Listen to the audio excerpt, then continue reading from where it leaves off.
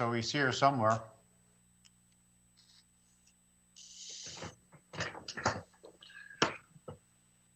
Timmy's lost in the cloud like I was. Yeah, you guys were tied up for a little bit.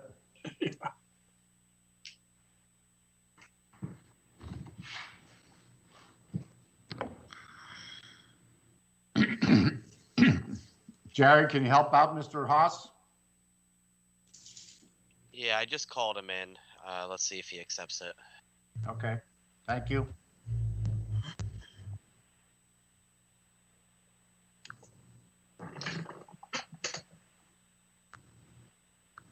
Your picture just came back up, Mr. Griffith. Yep, I just turned the camera on. Thank you. Okay. Thank you.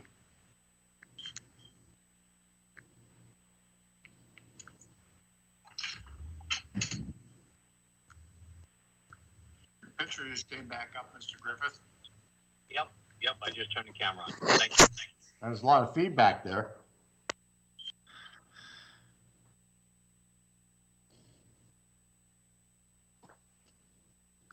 Okay, Harry, you're with us? You're muted right now. I made it. Sorry, I couldn't find the link. That's okay. I think we have everybody back then from our previous executive meeting. Before we get going forward, Mr. DeLuca, do you want to comment on the executive session, please? Yes, council just met in executive session to discuss the potential litigation related to the district attorney vacancy. Thank you. Again, we're on the amendment that Mr. Griffith proposed. It was seconded by Ms. Hauk. Mr. McGinley, I'd like to withdraw my second. Thank you. Do we have a second for Mr. Griffith?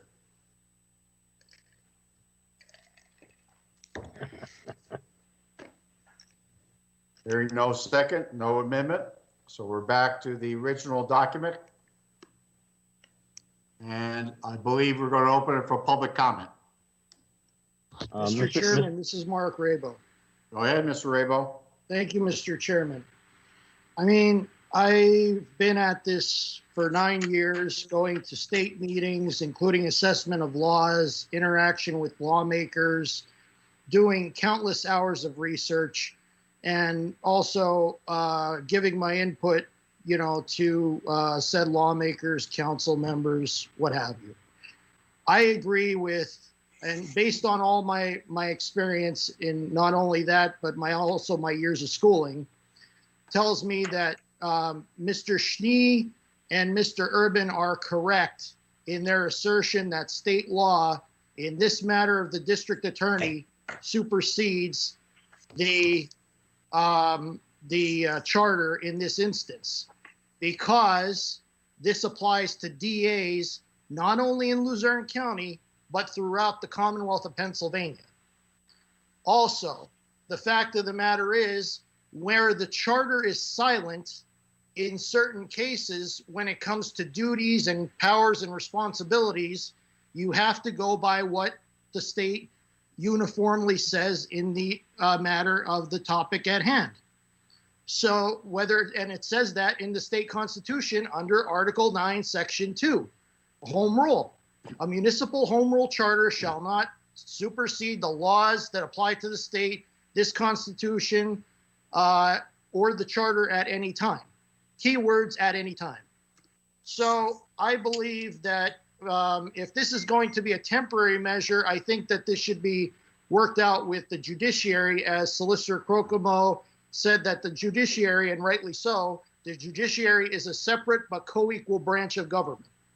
So that being said, I think this should all be worked out between the council as the legislative body and the courts prior to this exercise being done, because I think the vacancy should be declared, but nothing else should take place. That's my 2 cents on this, and thank you very much. Mr. Kokomo reminds me, because of the fact we have no amendments, so there's no change to the resolution that has been presented. So at this point, our public comment, we don't have to have additional public comment.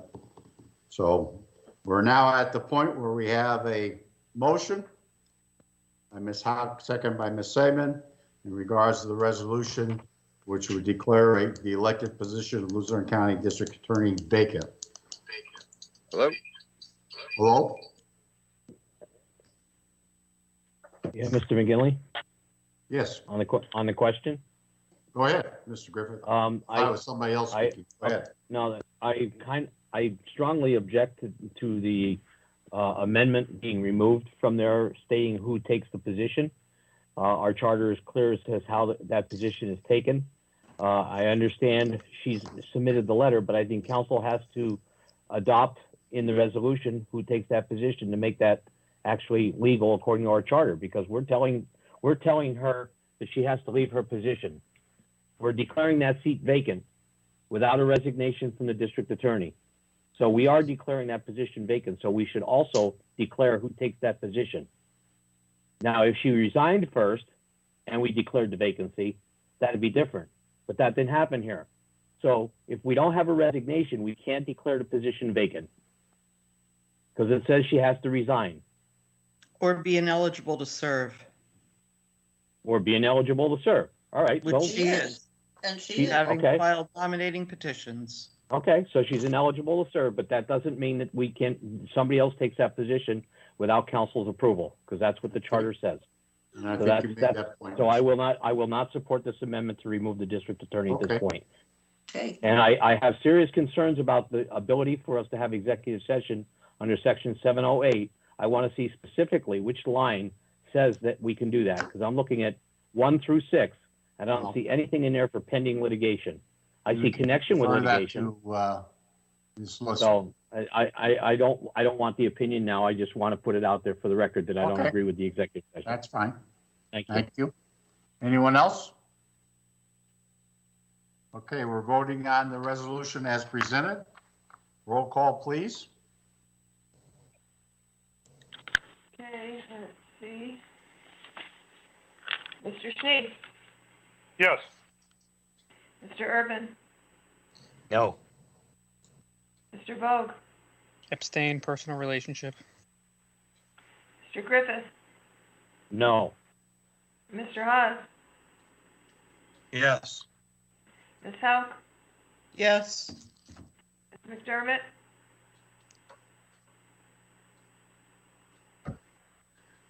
Ms. McDermott, yes. Mr. Perry, Going to abstain, my son-in-law is assistant district attorney. Ms. Radel, No. Ms. Stedman, Yes, Mr. McGinley. Yes. 6 yes, 3 no, 2 abstentions. Resolution passes.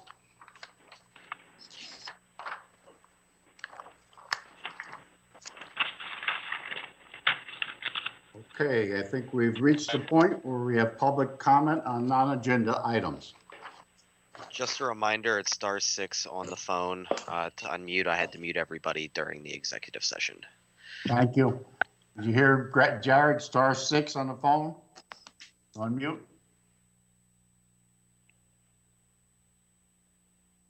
Mr. Chairman. Go ahead, Mr. Rabo. Thank you, Mr. Chairman. I apologize because I did not hear until Ms. Hauk said about the executive session about the amendment. So I would agree with what was stated as far as with the that the district attorney, once the petitions would be submitted, then she would have to resign, not the council would declare the vacancy. So I did not know that the district attorney did not resign prior or after she submitted her petition. So in that case, there would have to be a resignation on her part as per the charter. So there needs to be some clarification there. She needs to resign, or if not, then the matter is still, not resolved. So I think that needs to be taken care of between the council and the judiciary and the DA's office. Thank you. that's just all I have, Mr. Chairman. And also, I hope you got my email with regards to the inflationary matter. We got with your email earlier today.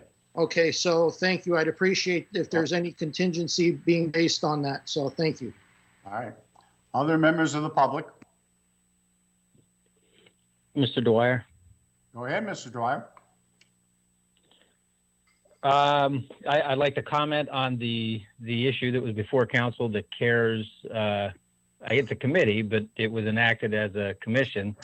And my opinion on that would be, I mean, I get what you guys are saying, but you enacted it by ordinance as a commission. You therefore have to follow those rules. If that wasn't the intended purpose, then simply disband it and reinstate it as a committee. That seemed to be the simplest thing to do. As far as the issue that was just before council, with respect to the district attorney, and all other issues before council, yes, the charter has to be followed. The charter has to be followed all the time as it's written. When we find a flaw in the charter, we need to correct it. If that means it has to go out for a ballot measure to the citizens of the county, well, then that's what has to happen. If there's a conflict between charter and state law, and the state as the superseding authority says in that conflict state law prevails, then we have to follow state law. It's not whether we like these things or not. It's what we have to do.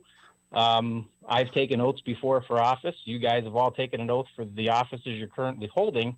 You have to follow the law. And that's just the way it is. To the issue of the members of the public that were appointed to the election board.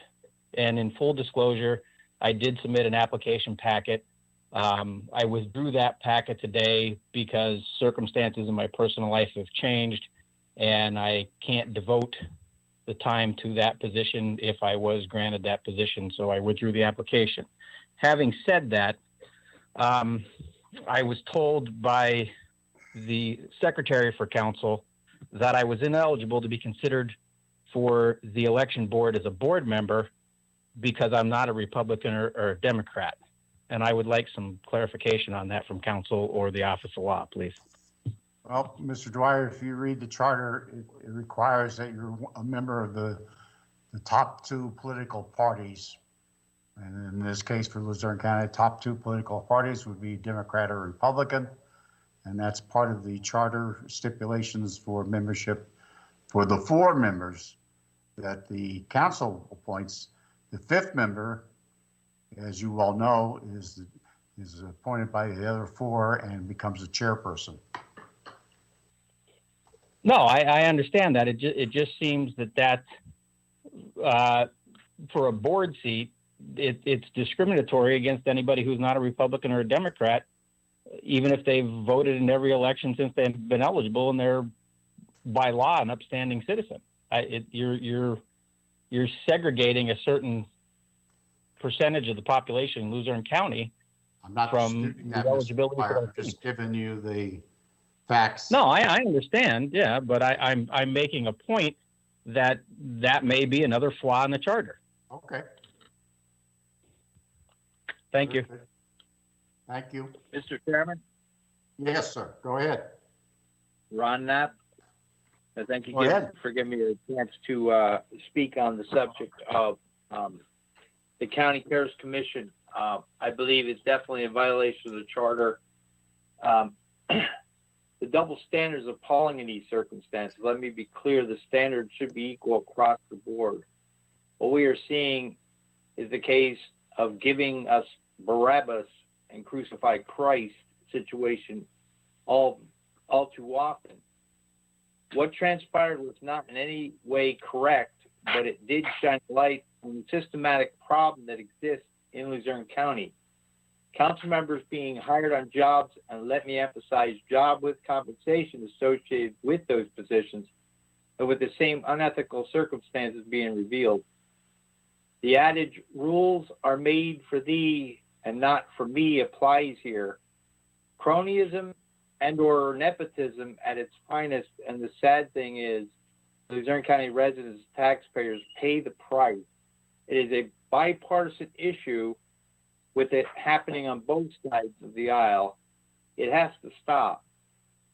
I'm in total agreement with Councilman Urban. This is a double standard. Councilman Urban wasn't going to be compensated for chairman of the election board. The council members on the county cares and commissions are doing everything without compensation. Both entities could have power to place people in the spotlight. It's unethical at best. The little c, the big C, cronyism. You all have a good evening now. Good night. Other members of the public? Yeah, Mr. Manta. Go ahead. Okay, I'm going to deviate from all of this, what's been going on tonight, and I'm going to get back to one of my key points. You're probably going to get tired of me saying this, but why are they using the Prothonotary office to dole out liens against people in Luzerne County for Wyoming Valley Sanitary Authority? And why did Mr. Pedri agree to make a deal with Wyoming Valley Sanitary Authority to save your guy's ass? And what about the people in the county that have been abruptly paying this bill month after month during the pandemic? How can you look at yourself in the mirror and say you're helping the county by making the people in the county work the hardest? You're working their backs off the hardest for nickel and dimes to pay their sanitary bill, but yet he's spending millions of dollars, again, misappropriation of funds of what he did, and nothing is being said. I mean, how could, a weatherman is right 50% of the time. This guy is not right more than 50% of the time. He's misappropriated funds. He's mismanaged money in the county and mismanaged a lot of things. I have nothing personal against Mr. Pedri, but you have to look at the job he's doing. As far as a military person, I respect a military person for their position, but not their outcoming of their job. I mean, just like Obama, he was my commander in chief. I respected the office, but the man I had really no use for. And I'll sit back and listen to the comment. Thank you. Anybody else from the public?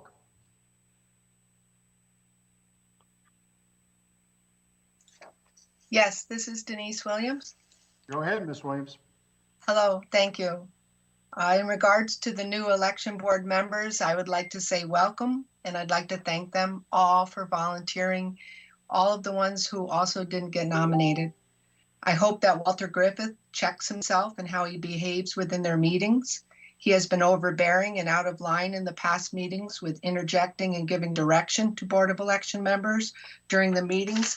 And I say, let's let them, those who have been appointed, lead their meetings without interruption and without him interjecting and giving direction, which is against the charter. So that's all I have to say. Thank you. Thank you. Other members of the public? Brian Shiner. Go ahead, Mr. Shiner. I wish County Council would respond to just some of the opinions of the public, who you are elected to represent, as staunchly as you do other opinions. Thank you. Next. Other members of the public?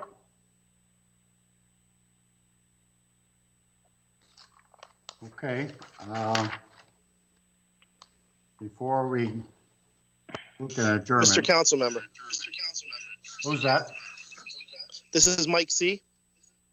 Mike, what's your last I name? have a question about the District Attorney's Office. So who is currently the District Attorney in Luzerne County at this point? Mr. Mike, what is your last name, please? I didn't catch it the first time. I'm sorry. Calvinovich. Could you How do you please spell that that? so we have that proper in our minutes, please? CALVONICH. Thank you.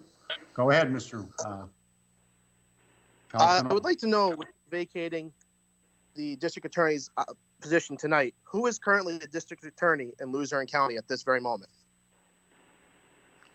Well, I'm sure that's going to be debated, and I'm sure you'll probably see some litigation that will probably follow, and that'll make the determination.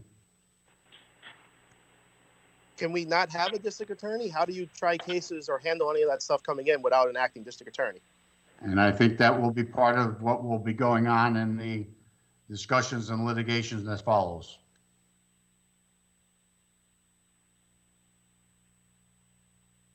Thank you. Okay. Anyone else? Council members, if I could draw your attention to the work session agenda. We had already did the district attorney report, so that's complete. We already dealt with the bridge tolling that Mr. Haas had submitted, so that is complete. Number 3, which deals with the penalty period for real estate taxes, that's really on hold until there's some kind of action at the state level. So obviously we have that up for discussion, but there's nothing we can move on at this point until there's some kind of action there. You have received the monthly division reports, and if there are questions or comments, we certainly can forward those to Manager Pedri. And number 5, I think we were going to remove that information for the settlement for the litigation. So at this point, I don't believe there's anything that we need to attend to with the work session. Mr. McGinley? And at this hour, that might be good. Go ahead, Mr. Griffith. I had something on the work session regarding that tax thing to try and enhance Mr. Vogue's ordinance there, but I mean, if you want to wait, I guess I can probably wait on that, but I would like to have a brief discussion on it if we can, but I would like, before we adjourn our voting session, to have that discussion. I would like to have Ramilda expound on her email about the Exeter Council issue, just so we have a clarification for council. Yes, I'd like to see that on the work session as well. Well, I'd like to have it now. Now would be fine too. Hey, Mr. Chair? Serious. Yes. Chris Perry, yes. It's kind of late, but I said to council that I would have a report on the ABC letter responses. I certainly will wait till next meeting, but if they want to do it now, I will do it. But everybody has the sheets in front of them. Right. It's up to council, whatever you want to do. Well, that's something I think that we can certainly respond to you for. They do have the information that you received, correct? Yes, they do. Okay. Ramilda, Ms. Crocomo? Well, I thought my email was clear. I forward you a letter. Your volume is not very high. I don't know if you're.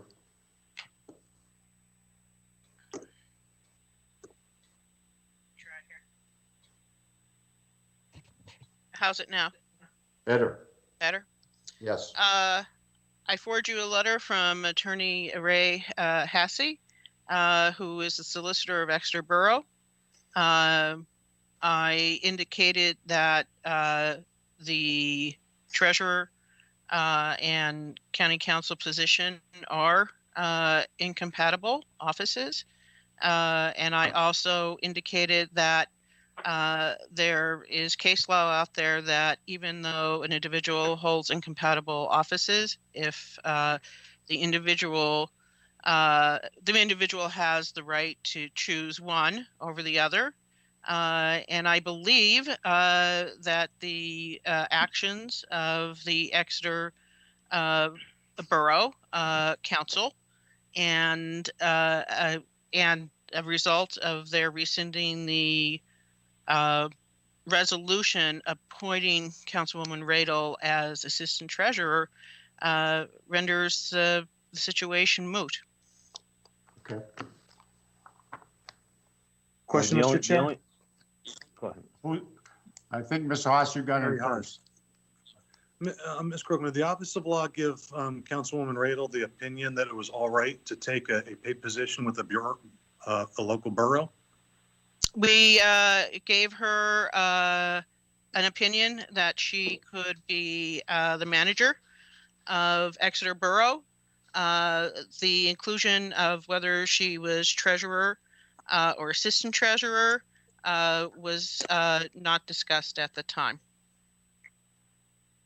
Okay, because I mean, it's been such a fun night. We've got so many contentious issues here, and we want to be consistent. And I think this presents a real question for Councilwoman Radel, whether or not she wants to remain a council member of Luzerne County, or if she wants to have a full-time position with Exeter Borough. The paper said that she took over that slot on February the 5th. Yeah, we voted for tax collection on February the 9th. Direct conflict of interest. It violates the County Ethics Code 103.05, standards of conduct. I could make the case that it violates a whole host of those issues, but that's the one most immediate. And what's really troubling is that Councilwoman Radel resigned her political position in the middle of her term. Would have been more appropriate to do it at the beginning of her seat on council, and now appears to have profited from a seat on council by taking a full-time paid position. I can't tell you the angst and the anger that is out there amongst politicians and lawyers out there in the general public over stunts like this. And now we just saw a special meeting held by the borough yesterday to whitewash this. So suddenly the title changes, and now suddenly it's okay. Like I don't think we understand the anger out there that the average person is feeling, the degree of unfairness and cronyism, like one of the citizens just said, and the same old here. It's been driving me nuts. There's been a lot of terrible votes, and I'm beginning to put the pieces together why on a lot of different levels. This has got to change, and we need to either file an ethics complaint, not just here in Luzerne County, but the state, or Ms. Rail needs to make a tough decision. If I may Needs to go on the next. Hold on one second.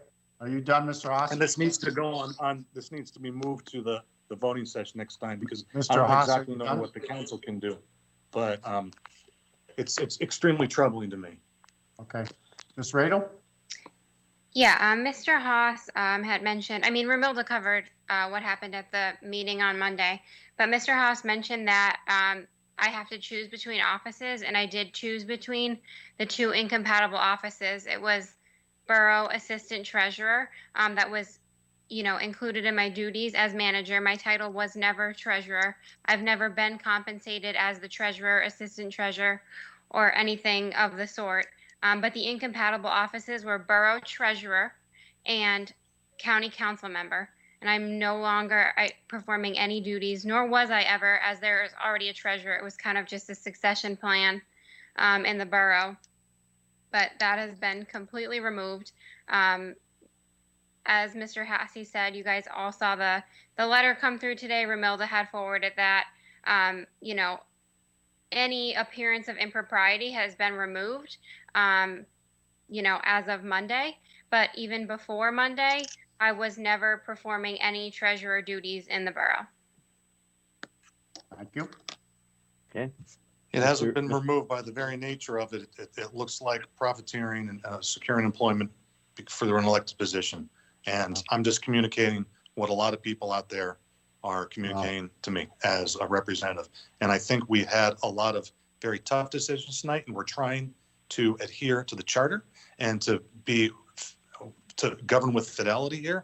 And this is just another black eye. Mr. McGinley? Yes, go ahead. The only thing I wanted to say was, and Mr. DeLuca brought this up earlier, is that I was at the meeting one of the things that was concerning for me is that when we asked questions, there were people that asked questions, and we kind of got dodged at the meeting by the borough council member. He would not answer the question, was his position advertised? He wouldn't let anybody answer the question, was there any campaign donations given to Ms. Radel or vice versa, Ms. Radel giving anybody else? Those were valid questions, but they refused to answer, which goes to Mr. Haas's point, is about the appearance. I mean, this really isn't about, anything other than the appearance of it all. My concern is, first of all, I said at that meeting, as Mr. DeLuca alluded to, that the Office of Law gave the wrong opinion or bad opinion. And I stand by that. I mean, apparently either they didn't know or Kendra didn't tell them, but they gave her an opinion based on the fact that they were thinking that she was just going to be the borough manager. And without either Kendra being explicit and telling her the complete job description or them not doing the due diligence to do the research, they gave her advice, which goes to the issue of why is our Office of Law giving anybody advice about a private position? That's another concern. But I mean, at the end of the day, the fact that the Borough Council has changed the job description to allow Ms. Radel to stay there that's not even a problem. I think, quite honestly, I think she is the borough manager and she was hired for that purpose. I get it. But I just wonder if this issue would have even come up if we didn't have Mr. Urban raise it. I wonder if Ms. Radel would have said, hey, you know what, I can't hold these two positions. And maybe a year down the road, we would have found this out by happenstance. I don't know. But I think we should have had a little bit more forthcoming information from the Borough Council. And again, I don't fault Kendra for this at all. I think that she tried to do what she wanted to do and get a good job and get the advice. I think she was guided incorrectly, and that's unfortunate. So as Harry said, it's just another black eye on the county, and it appears as a cover-up, even though it's not. So that's the problem. Okay. Anyone else? I appreciate it. Yes, this is Leanne. I just, go ahead. Who's that? Who's Leanne. Go ahead, Leanne. So we're all talking about, voting according to the charter, and that's what I did. And it's hard, very hard votes to do. I would just like to know why Mr. Griffith and Mr. Urban voted no for the vacancy when they seem to be very much for it. That was a shock to me. I will tell you my vote. Basically, I'll explain. Under bylaws, question other people's votes. Other people, public, can do that on their own if they wish, but well, I will tell you, I voted no because the charter does not allow us to declare a seat vacant until she resigns first. Well, okay. Anyone else? Yeah, Mr. McGinley. Go ahead. I'll explain my no vote too, because based on the current case law, it's very clear what happened in Lackawanna County 20 years ago when a DA resigned. It's very clear of 2962 under Title 53. I can't keep stressing that particular statute enough, that there are consistent state laws that must be followed, whether or not you have a charter, okay? Whether or not you have a charter and what's written in that charter, there are certain state laws that must be followed by the letter of the law. Okay, and quite honestly, the case law says if a DA resigns, whether or not you have a home rule charter or optional plan, you cannot deviate from what's in Title 16. I think that it is. So, knowing that we're going to go down this slippery slope, going down that road, it is really up to the Court of Common Pleas. Lackawanna County has a charter. We have a charter. They happen to have 3 commissioners. We have 11 council members. Our charter says we can pick the successor. Their charter says they can pick the successor. The court slapped them down and said, no, you can't pick the successor. The court has to pick the successor. And that's the same premise here. It's just our slightly different variation of organization as far as the way we organize our legislative branch of government. So no, I'm not going to go down that road. I'll explain that vote. And then quite honestly, regarding the issue with Ms. Radel, what's good for the goose is good for the gander, quite honestly.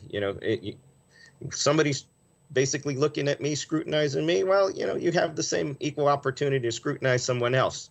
And quite honestly, it looked like a cover-up. It smells like a cover-up. I feel sorry for the people in Exeter because they're going to have to probably hire an additional treasurer in the future, pay additional money for a second position, and you know, explain that to the taxpayers of Exeter. I mean, that's on them. You know, knowing where people work in their other sort of day jobs, I, you know, obviously know where the council president works. I know where Miss Radel works at part-time.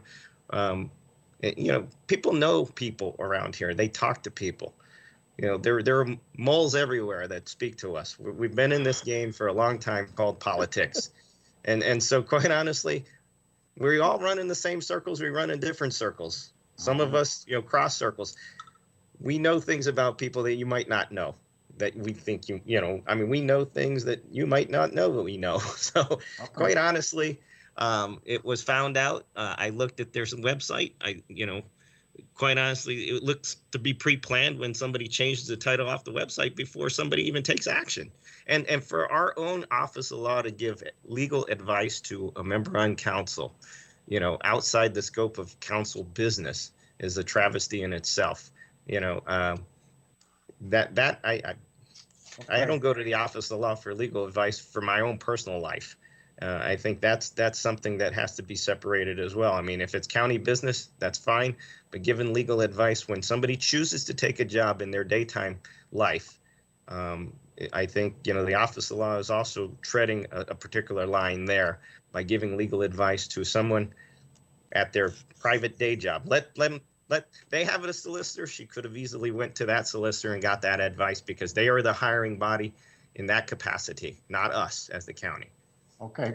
Can you be done grandstanding Mr. already? Chairman, This is getting fucking ridiculous.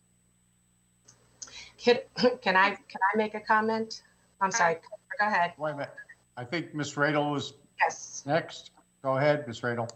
I just want to point out that Mr. Vogt mentioned earlier about retaliation. Like, Mr. Urban just admitted that him scrutinizing my position was retaliation for me That's not scrutinizing retaliation. Okay. election Let board. Miss Radel speak. She has the podium.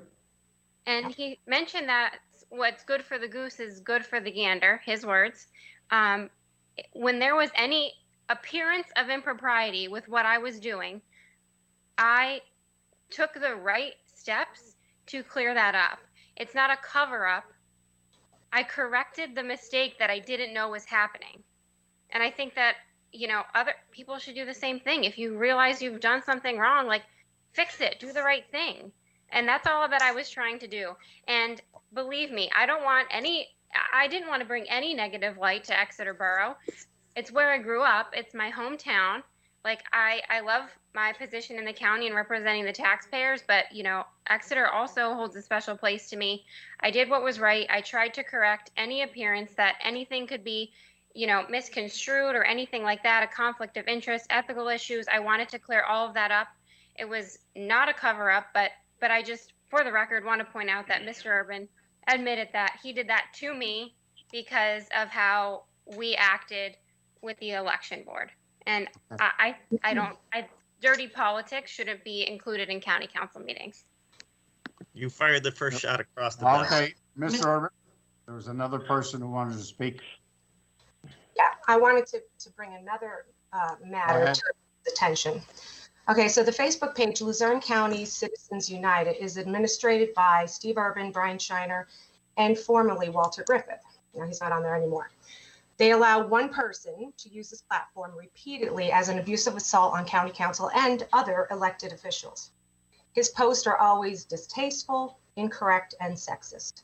I'm sure this person would be blocked if he posted anything about Steve or Walter, but he is continually allowed to use this page without any reprimand.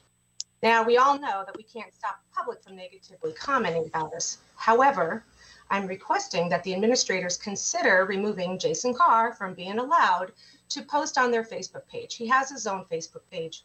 Let him post to his couple of friends. And hurdling the insults is unacceptable. You know, Steve, you have yelled back at the Office of Law. You've screeched at some points. And Walter, you guys can't take any criticism. The rest of us do, and we take it, you know, with grace. I mean, we don't like it, but we certainly don't be nasty back to people. So I would hope that you would consider not being so nasty back. Okay, I have one more thing, Mr. McGinley. go ahead. Yeah, I'm just a little tired of hearing about the black eyes of this county. I mean, and what people are saying. I give very good remarks and very positive remarks about the county and county council, what they're doing. I don't get those overwhelming remarks that we're doing something wrong, illegal, unethical. I think there have been times when this county has really had black eyes, and they've gotten past it, and they've corrected it. And to keep going down that road is ridiculous. Okay. I just have a couple of comments and then I'll ask for an adjournment. Number one, the ABC group, I'd like to thank them for all the work that they did the past week.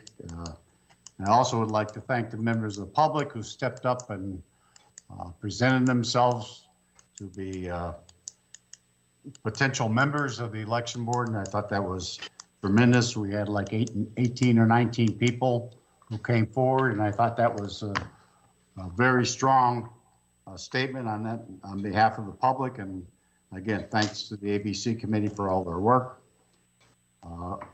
I would like to say in regards to the situation with Exeter Borough, I think I've heard very, very positive comments in that regard.